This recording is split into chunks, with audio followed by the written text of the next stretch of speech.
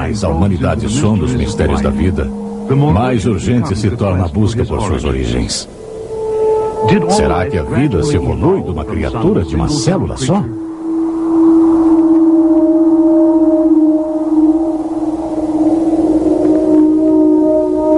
Podem os lentos processos do passar do tempo e do acaso criar novas espécies?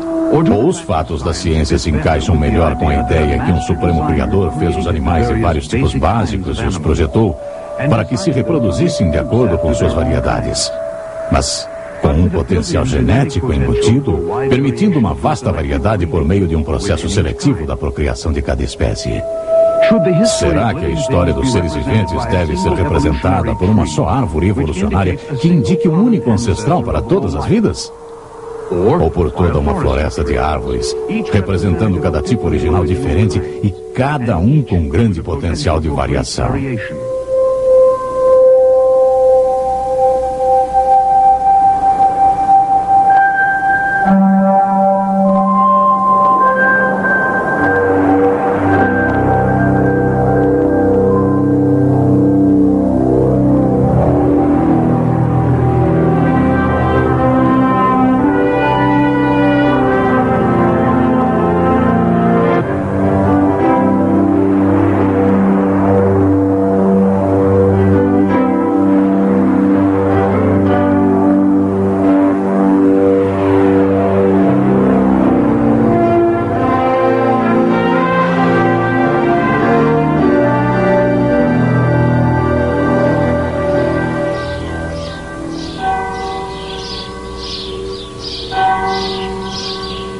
Em Kent, na Inglaterra, fica o sonolento vilarejo de Down. Se não fosse por um homem famoso que viveu lá, nós nunca iríamos ouvir falar do lugar. O vilarejo poderia ter repousado sobre seus pastos verdejantes e sobre suas velhas árvores. Mas aqui está, a mansão de Charles Darwin. Hoje é um museu dedicado a ele e ao seu trabalho. E nesse escritório, ele escreveu os livros que trouxeram uma nova crença para o mundo. Creem no progresso, num desenvolvimento do primitivo até as altas etapas e provavelmente até atingir a perfeição. Uma crença que algumas vezes soa curiosamente como uma nova religião. É chamada evolução.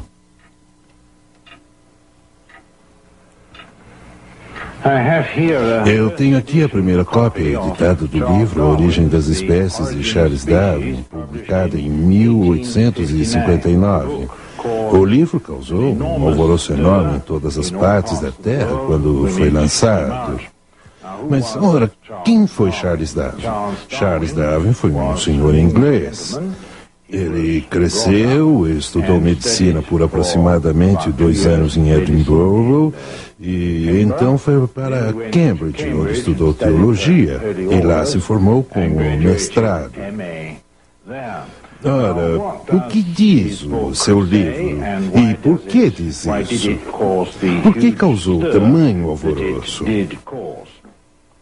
Bem, Darwin dedicou-se a provar que a vida dos animais e das plantas passaram por pequenas variações que estão ligadas ou são causadas pelo meio ambiente e que essas pequenas mudanças na biologia humana e na biologia dos animais e das plantas são herdadas.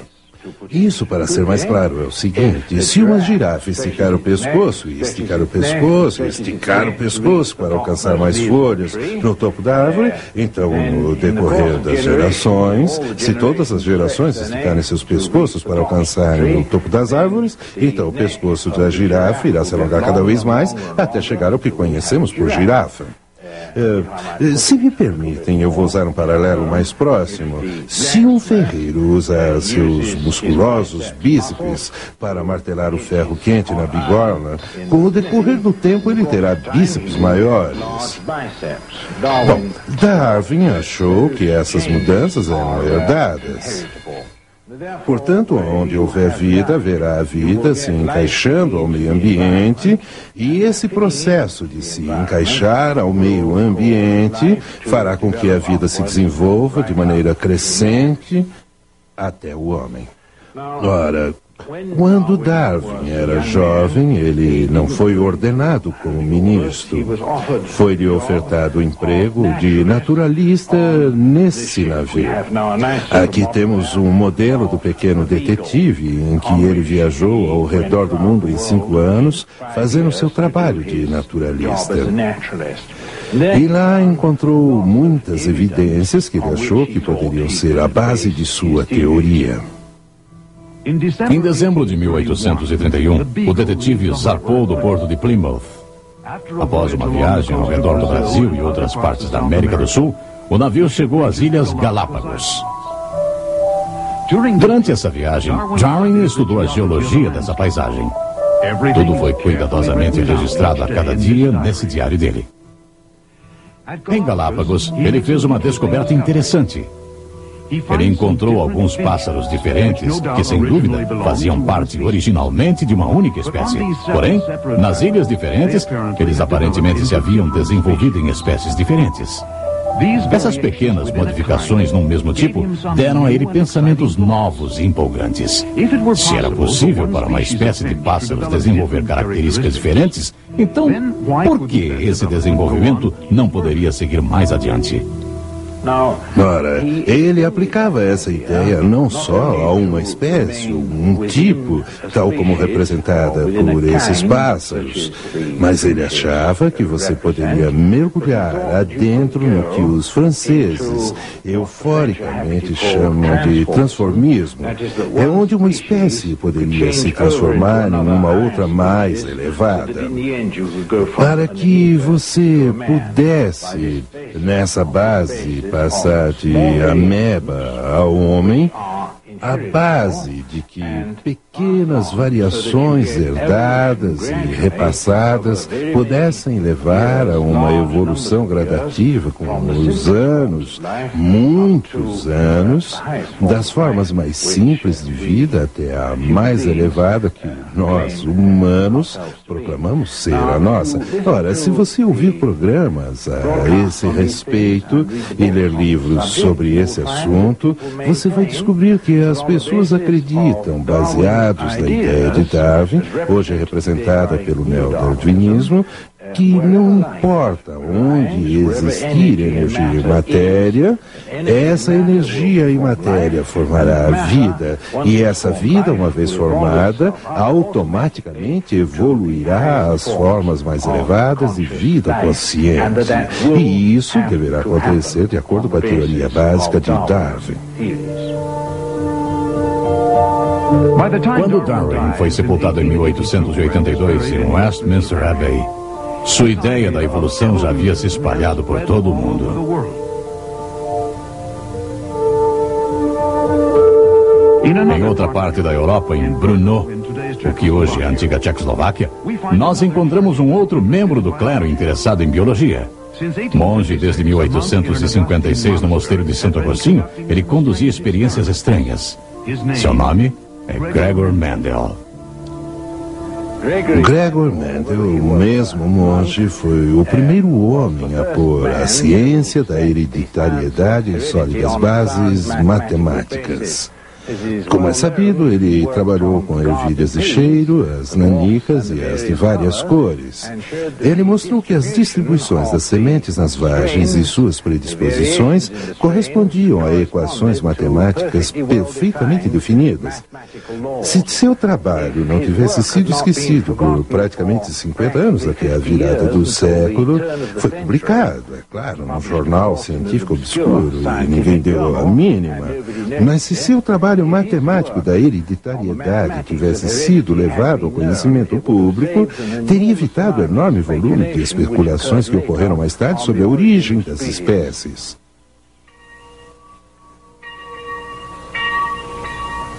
O mosteiro no tempo de Mendel estava em território austríaco e Brno era chamado Brüm. Aqui, num pequeno pedaço de terra, ele cultivou as ervilhas. 9 anos depois, em 1865, ele divulgou sua empolgante descoberta triunfantemente. Ele estava certo de que, baseado nas experiências com as ervilhas, você poderia prever quantas qualidades diferentes seriam herdadas pelas gerações posteriores. Qualidades herdadas não desaparecem, nem quando cruzadas com variações diferentes. Elas aparecerão de novo e mais tarde novamente. E é possível prognosticar quando e até quais. A sociedade científica não se impressionou na época. E Mendel faleceu em 1884 sem muito reconhecimento por seu trabalho. Ora, o que realmente são as famosas leis de hereditariedade de Mendel? Pegue uma flor vermelha e uma amarela. Elas se apaixonam, se casam e têm filhos. 4 lindas flores vermelhas. Essas 4, em seu devido tempo, também têm filhos. 3 lindas flores vermelhas. Mas veja, uma flor amarela. Perfeitos pais vermelhos e uma criança amarela. Como isso pode ser possível? Vamos verificar os genes para encontrar a solução. Cada um dos avós vermelhos e amarelos tem genes da mesma cor. Seus filhos herdaram o gene de cada pai, portanto possuem um vermelho e um amarelo. Mas, porque o vermelho é dominante, suas cores são vermelhas. A história continua.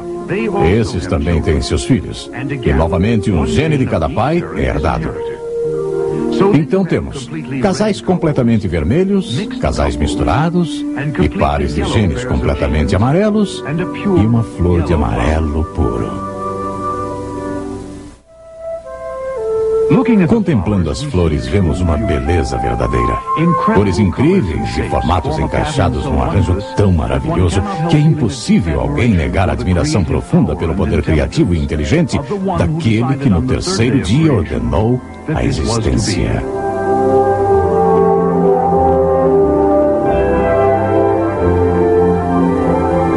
E Deus disse: produza a terra, relva, ervas, que deem semente, frutíferas que deem frutos segundo o seu gênero, e cuja semente esteja nele sobre a terra. E assim se fez. E viu Deus que isso era bom. Ora, o que vem a ser um gênero?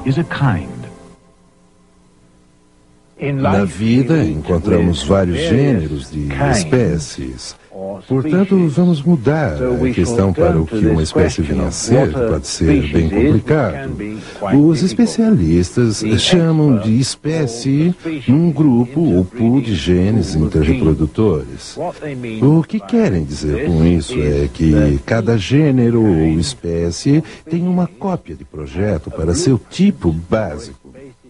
Existe o gênero canino, que tem um tipo básico específico da sua cópia de projeto. Existe o coiote, que pertence a ele, existe o lobo, existe o São Bernardo, o pequinês, o salsicha e todas as variedades de cachorro que temos. Ora, eles são diferentes uns dos outros, mas eles se cruzam um com o outro e, portanto, eles pertencem ao mesmo gênero ou mesmo pool de genes interreprodutores.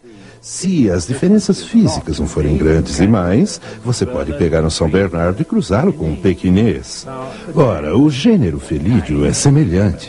Para todos eles, tem uma forma básica da cópia de projeto de DNA tão semelhante que as muitas variedades de gatos, de acordo com as circunstâncias, se cruzam uma com a outra, pois suas moléculas DNA combinam ou se adaptam a combinar uma com a outra. Ora, se esse é o caso, então temos uma espécie. Como podem ver, É um termo bem difícil de definir. O importante é entender isso.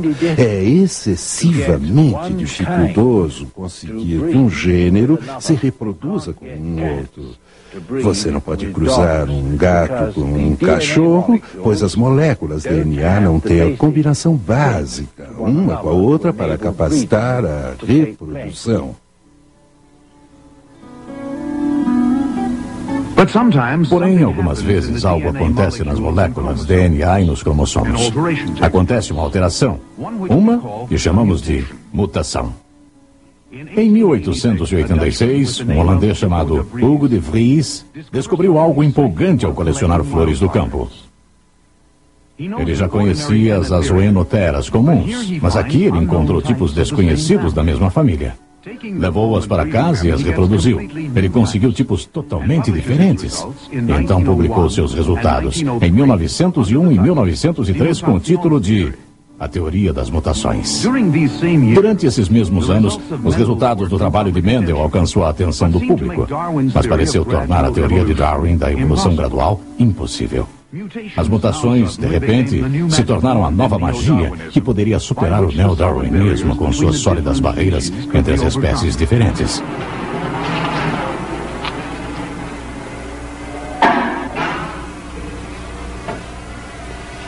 Ora, por que ocorre uma mutação? Uma das respostas é radiação. Aqui, por exemplo, usando raios-x, novos tipos de violetas africanas são reproduzidas por mutações deliberadas. Essas mutações, induzidas pela radiação e outros fatores, podem ocorrer tanto nas plantas como nos animais. Mas o que uma mutação realmente faz, mesmo quando elas parecem tão bonitas como essas aqui? Será que elas aperfeiçoam o gênero ou a espécie? A resposta é negativa. Vamos olhar um exemplo.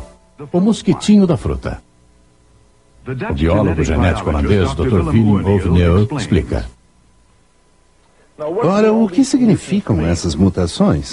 O importante para os evolucionistas sempre foi a questão de saber se as mutações são importantes na tal evolução.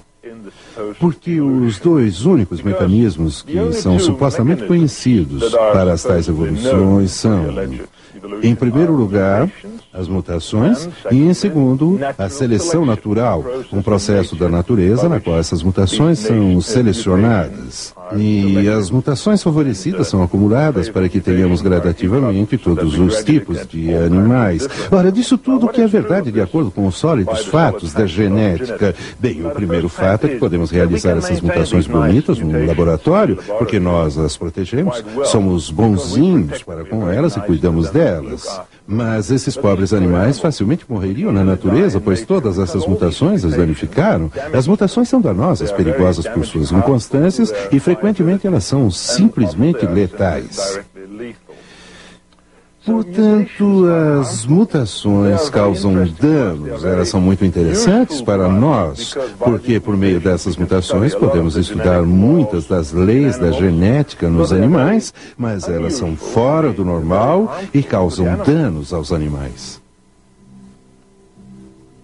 As mutações na natureza, na verdade, causam danos e enfraquecem as espécies. Nos dias de hoje, de bombas atômicas e usinas nucleares, nós temos medo, com razão, de radiações e das terríveis mutações consequentes, como as deformações.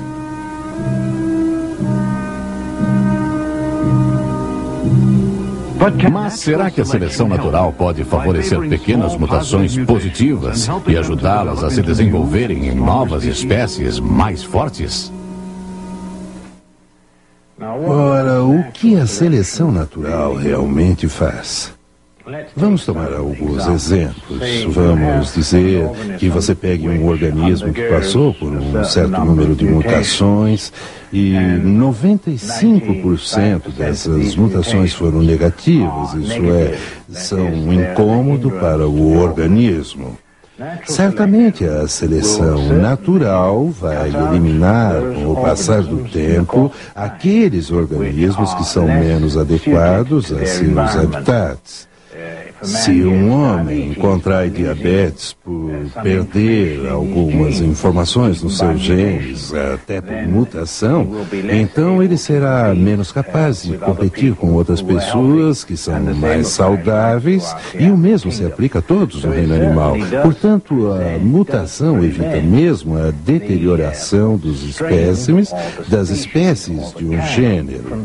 Ela restaura, estabilizando-os antes que prossigam para pior. Mas agora vamos ver por outro lado. Digamos que você consiga um organismo com uma mutação, 1%, 2%, melhor que a média. Portanto, ele tem uma vantagem.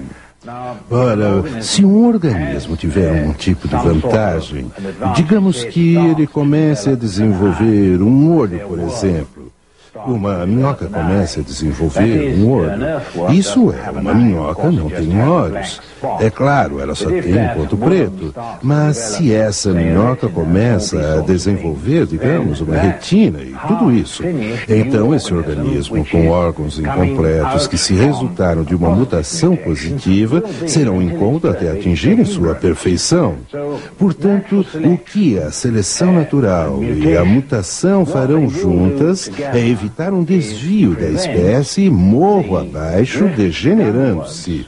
Mas nunca irá se preocupar com uma espécie que comece a tomar um desvio morro acima, aperfeiçoando-se. Porque a seleção natural cuidará que, digamos, minhocas melhores sejam produzidas, mas não minhocas que sejam metade outro animal. Por exemplo, metade cobras, ou metade anfíbios, ou coisa parecida. Porque eles estariam em desvantagem de acordo com a própria teoria de Darwin. Darwin achava que a seleção natural, a luta pela vida e a sobrevivência do mais forte causariam uma lenta, porém irresistível evolução de uma espécie a uma outra. De matérias sem vida para formas primitivas de vida. De formas primitivas a formas complicadas. De algas e amebas até chegarem a primatas e ao homem. Porém, Darwin estava definitivamente errado. A própria seleção natural evita que isso aconteça. A teoria inteira depende da ideia de que você não conseguirá, por acaso, um novo organismo produzido de uma vez, uma macromutação, mas você conseguirá pequenas mudanças. Ora, essas pequenas mudanças para algo melhor serão uma desvantagem para a espécie até ser completa. E nunca será completa, pois sua seleção natural previne um desvio para melhor, tanto quanto um desvio para pior. Esse sendo o caso, nós podemos esclarecer o fato de que as espécies, humanos, animais e plantas, permanecem constantes por todos esses anos por esse mecanismo de regeneração que Darwin corretamente descreveu. O que ele não notou é que isso previne um desvio, um lento desvio para melhor, tanto quanto um lento desvio para pior.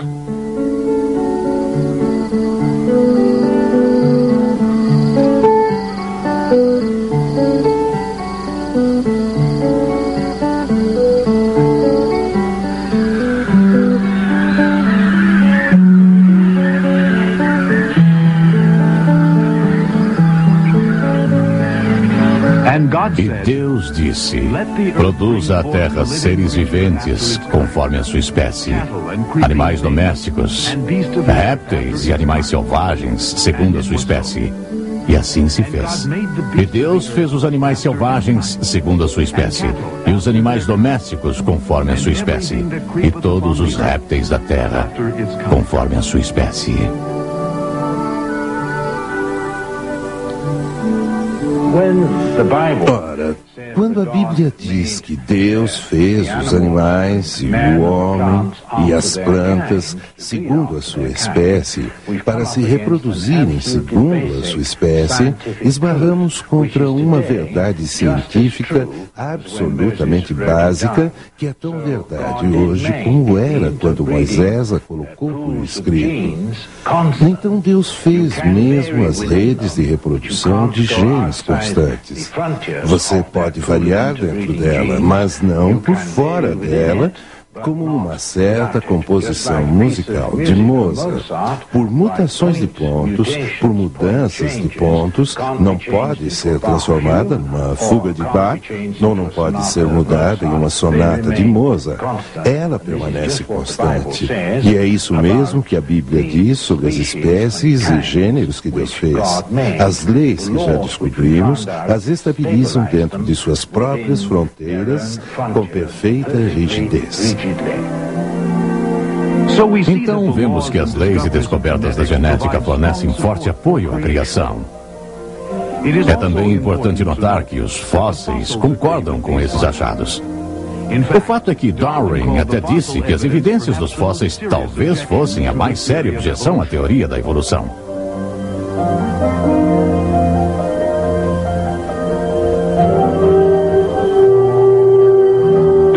Dr. Gary Parker é um entre vários calorosos evolucionistas que mudaram de ideia e se tornaram criacionistas convictos depois de estudar em maior profundidade esses assuntos.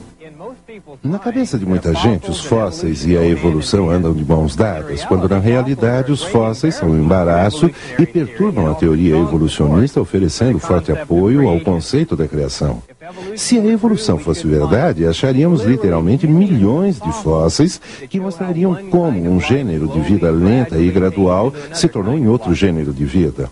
Mas os elos perdidos são o segredo do ofício, como se fosse da paleontologia. A questão é que os elos ainda estão perdidos. O que nós encontramos são vãos que acentuam as fronteiras dos diferentes gêneros. São esses vãos que fornecem provas da criação dos gêneros diferentes. Para dizer a verdade, há vãos entre cada um dos gêneros mais importantes das plantas e dos animais. As formas em transição estão faltando aos milhões. O que encontramos são gêneros complexos e separados que nos indicam a criação.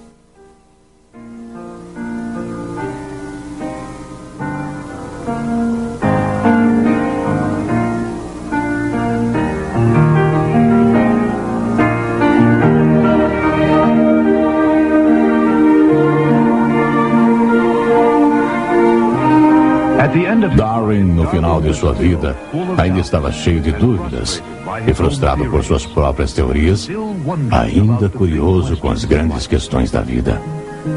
Então, ele faleceu. Finalmente, para encontrar seu Criador, aquele que disse: povoem-se as águas de enxames de seres viventes, e voem as aves sobre a terra, sob o firmamento dos céus. E Deus então criou os grandes animais marinhos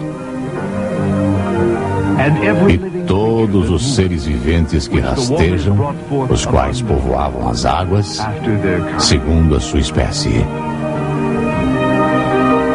e todas as aves segundo a sua espécie. E viu Deus que isso era bom.